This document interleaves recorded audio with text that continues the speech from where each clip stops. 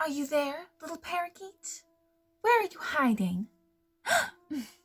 Stop huddling in the corner and get over here. I have some exciting news for us. We were a success at the Undead Poets Society the other night.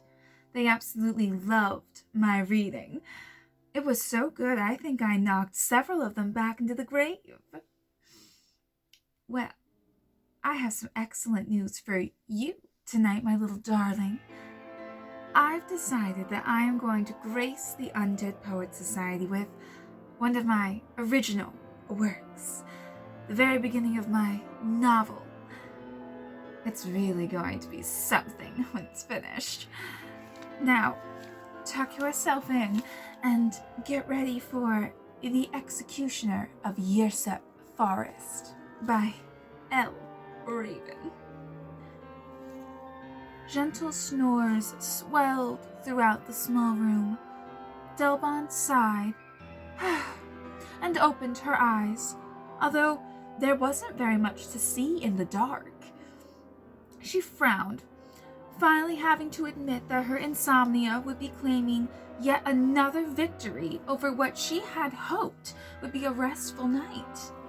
While she had promised herself a good amount of sleep, she was far too agitated to enter the land of dreams. Her brain kept popping with ideas and unanswerable questions, and with brilliant visions of the future that examined all the possible variations of what might happen. There were so many possibilities, and so many unknown elements. It was incredibly frightening and thrilling all at once.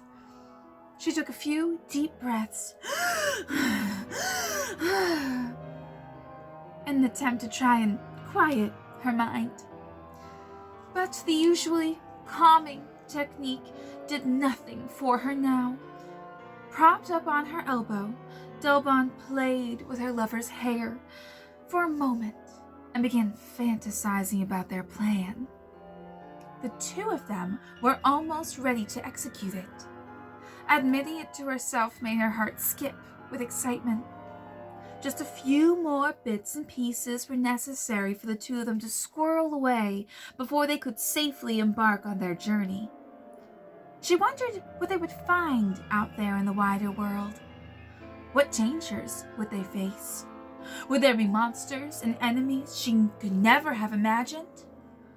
Thinking of all the things that could go wrong made her grind her teeth together unconsciously. When Delbon realized what she was doing, she quickly released her muscles and instead began to focus on what marvels could await them.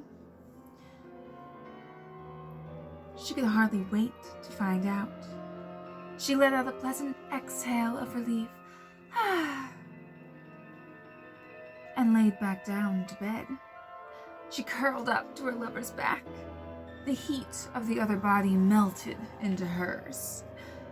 With closed eyes, she began to drift off into the pleasant dark. Yet, as the minutes crawled by, sleep did not come. Delbon pursed her lips and opened her eyes again. Yawning, she decided that it was no good to try and fall back asleep.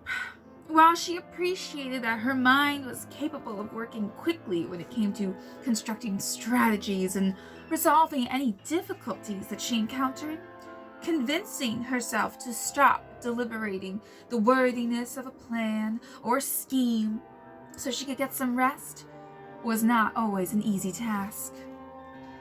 She slipped out from under the thin blanket that had been keeping the pair snug and warm. The small room was not too cold, but Delbon was quick to put on her clothes. She used a thin leather strap to tie back her tousled hair before returning to the bed. She gave her lover a gentle kiss on the cheek and rubbed the tip of her nose against the sleeping woman's neck, breathing in her scent. A wave of adoration flowed through her as she looked down at the woman who was deeply enveloped in her slumber. Soon, thought Delbon as she tucked the woman in, soon we'll be able to go wherever we want. Although her joy was radiant and singing within her, she left the room as quietly as a shadow, a large spear in her hand. If she couldn't sleep, she thought that she may as well try to acquire a few of those missing elements now. They would need food, water, and items for trade when they ran out of their own supplies. And while they had managed to store up a good amount of provisions, they needed just a bit more to satisfy Delbon, who would much rather be safe than sorry. Despite the darkness that surrounded her, she broke out into a large grin. Soon, the pair of them would be far away and safe from this place of constant worry. They would be able to live out their days together peacefully as two old grumbly coots. Yes, she would go hunting now, and hopefully she would have the good fortune to obtain all they needed in one fell swoop. Then they would be prepared to set out for whatever adventures or dangers awaited them. A few hours later, Delbon was huffing at a stray dandelion curl that had fallen between her eyes. It fluttered tantalizingly, and Delbon thought for a smug, divine second that she had won the battle. But the curl settled back into place. More than a little irritated, she blew at it again. She shook her head. She even whipped it back and forth. But still it was no use. The curl sat squarely between her eyes, defiant. She grumbled to herself as she went cross-eyed staring at the offending curl before letting loose a yawn so massive that the bones in her jaw clicked as it slightly unhinged. As tiring as her late-night excursion had been, it had, much to her satisfaction, proven to be highly successful. Now here she was, up to her elbows in an abalone that she had killed in the dark hours of the morning, hard at work at removing the creature's internal organs. Her brain danced with the realization that after harvesting this beast, her preparations would be complete. She whispered a gentle chant of gratitude to the dead creature, thanking it for all that its body provided her, even though it was taken, not given. She promised that she would not let the blood debt go unpaid, and noted to herself that she would leave a gift for the rest of the Asalones. The dead Asalone, currently being gutted, certainly did provide much for Delbon's security. She could skin the beast for its hide, which would no doubt make for valuable trading materials, and she could harvest the delicious meat. That she could cure, and it would become excellent food to eat while traveling. The slimy guts that wrinkled between her fingers also had their uses. She knew of several individuals in this place that would use these materials for their potions. And even the intestines and the bones of the Asalone were used as ingredients in these mysterious concoctions. She was sure that the bones could also be traded if she decided to hold on to them. She was well aware that they could be sharpened into knives or carved into jewelry and little trinkets. With this kill, Delbon was certain that she and her lover would certainly be able to start their trek into the unknown. Of course, while every inch of the Asalone was valuable, the prospect of getting bits of the dead creature in her hair was not appealing to her, so she supposed that the stubborn curl would be staying where it was. Just as she had accepted her fate, a delicate finger entered her vision and gently removed the hair so it could rejoin its wild comrades. Delbon blinked in surprise at the newcomer. Had she been so caught up in her own thoughts that she had been completely unaware of this young woman's approach? Her teeth ground together. No, that couldn't be right. It was so quiet out here. And she hadn't been that consumed in thought. Delbon was perturbed. How had she been so caught off guard? Fall leaves were strewn everywhere. These generally could serve as a gentle alarm when they were crushed underfoot, and yet another person had been able to sneak up so close to her without her noticing. How? A chill ran through Delbon's skin, but she shook it off as she watched her new companion yawn and stretch her neck. Then she crouched down, eyes closed, face aimed into a fragile sunbeam.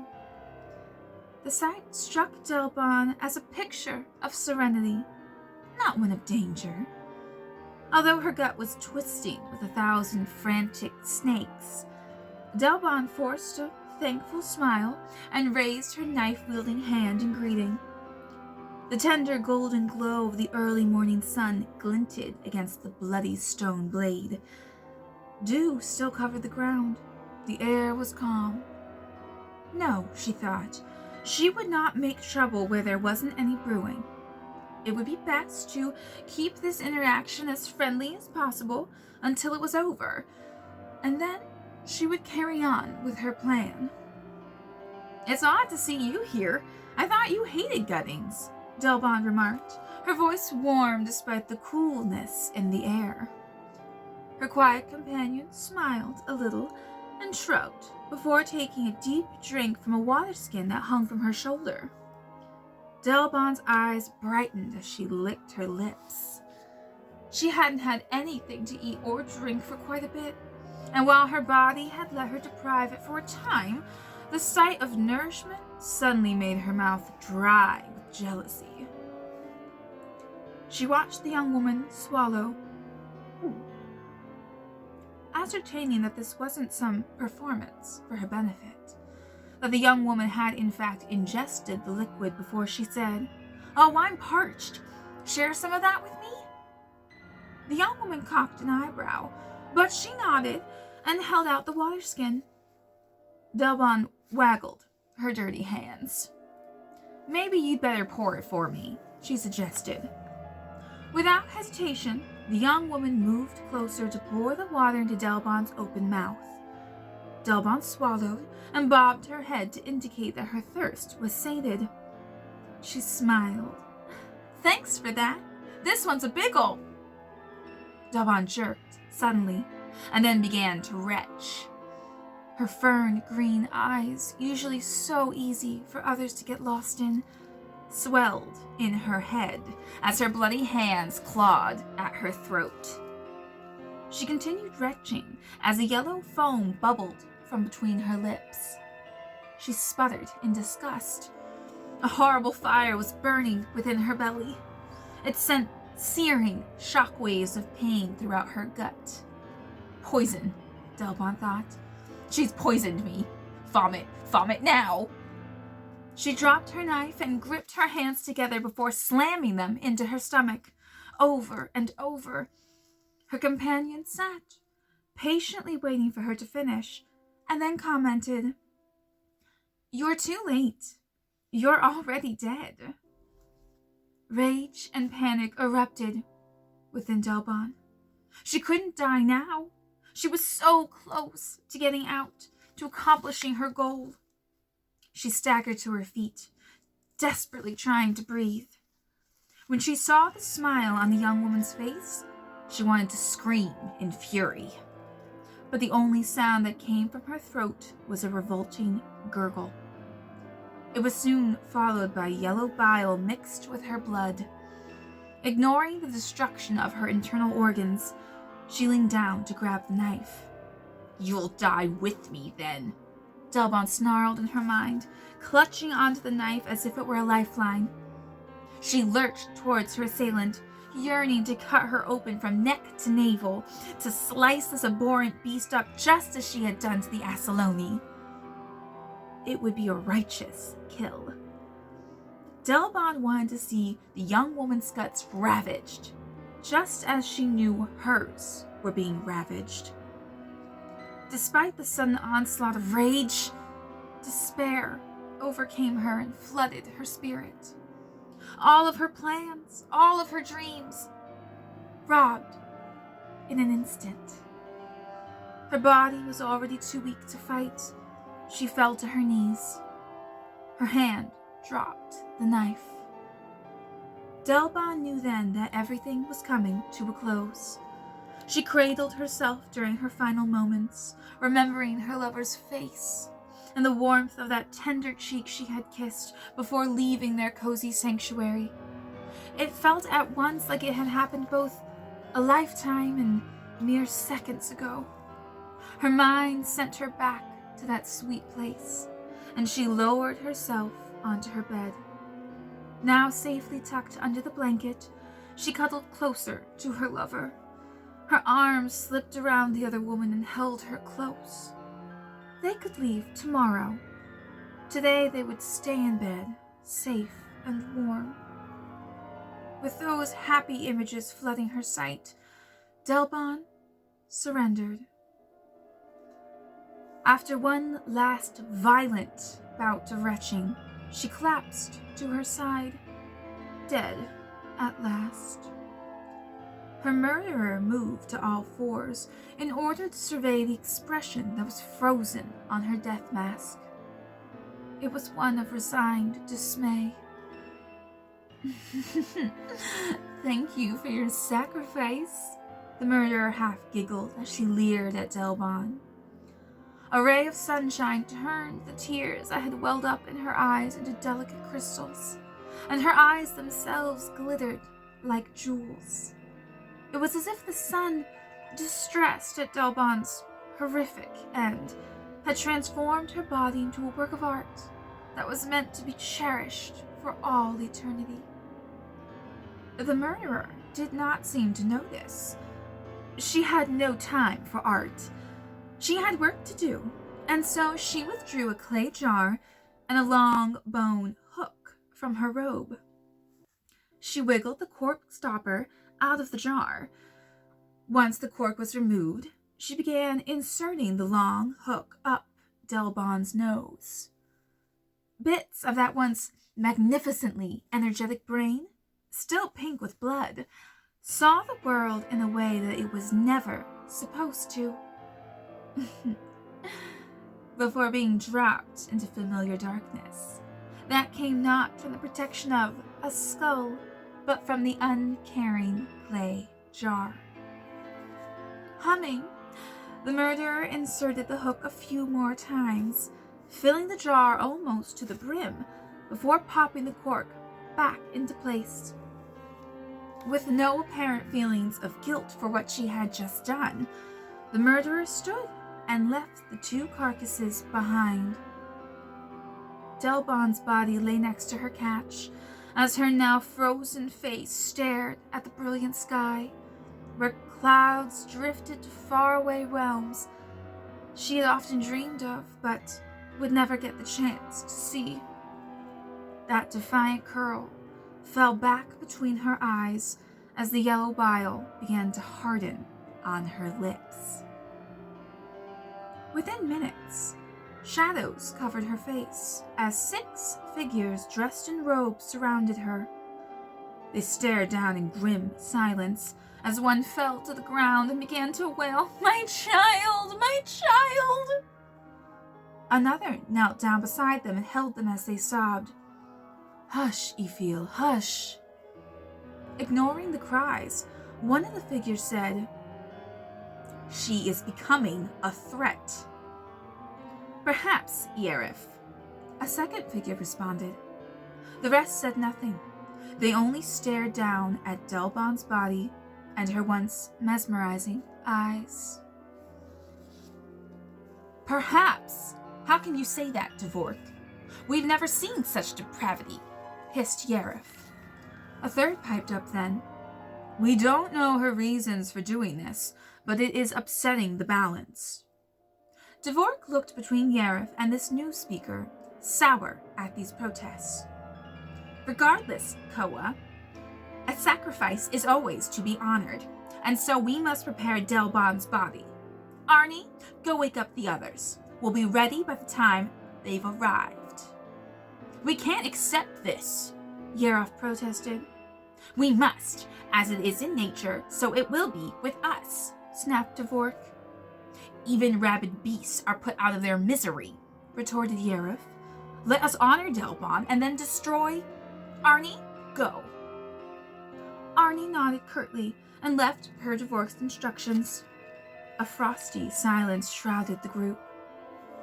Whatever foul sickness comes from this, let it be on your head, growled Yrecep, glaring at Dvork with a face of poison. Dvork said nothing and bent down. Let go of her, Ifil, Dvork ordered. Ifil had drawn Delbon's head onto their lap and clutched her close. She doesn't deserve a blessing from Delbon, Ifil howled. Yrecep is right. She's gone rabid. Kill her. We must kill. Dvork drew back a fist and punched Ifil in the face. Ifil fell back, shocked. Get a hold of yourself. What we must do is prepare her body, Dvork snapped, before looking around at the remaining figures with disgust. Well, help me, she said as she grabbed hold of Delbon's ankles. The rest, including Yrecep, joined in, and together, they lifted Delbon's body into the air. Ifil followed with tears marking their path. As the group disappeared with the corpse, Ifil paused. They could hear echoes of Arnie's voice ringing out, breaking the chilly quiet of the day. Awaken, Coven! Awaken and arise for the ritual! There has been a death, and we must pay homage. Sleepy grumbles met the announcement, and many people, some more anxious than others, began to look around their rooms to ascertain if it had been one of their companions who had been stolen during the night. As more and more of the Coven awoke, names were called out, and friends sighed in relief when they heard a shout in response. Soon, a large crowd had gathered. As Arnie continued to call, "Join us so that we may honor the dead," they moved as one to witness the ritual and pay homage to whoever it was who had been killed. Ooh! Now what do you think of that dark fantasy, my little parakeet? Stop banging your head against the glass. It wasn't that bad. And it's only chapter 1, so don't worry, there's more coming to torture you with. So rude. Well, I'm still going to read it to the Undead Poetry Society tonight. I think they're going to love it. Now, before I let you go back to sleep, I forgot. The ghouls the other day were telling me that I'm supposed to tell everyone to, subscribe. I don't know who everyone is or what subscribe means, but it sounds naughty. So, whoever you are, subscribe. Naughty little things. And good night, my darling parakeet. I'll be back next week with perhaps a story from the catacombs. We'll have to see what my ghouls bring back for me. Good night.